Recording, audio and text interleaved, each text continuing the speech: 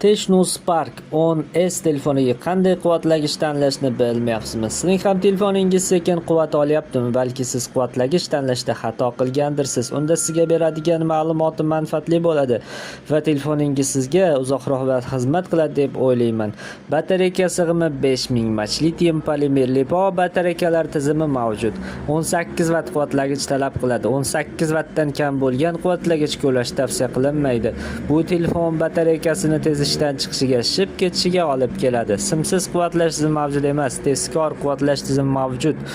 50% ga 40 daqiqada ko'taradi. Oddiy quvvatlash holatida 100% quvvat olish uchun 1 soat va 50 daqiqa kerak bo'ladi. Internetdan foydalanganda 7 soat, videolar tomosha qilganda 9 soat, o'yinlar o'ynaganda 6 soat, kutish rejimida 48 soatni tashkil qiladi. Umumiy avtonomiy holatida esa 24 soatni tashkil qiladi.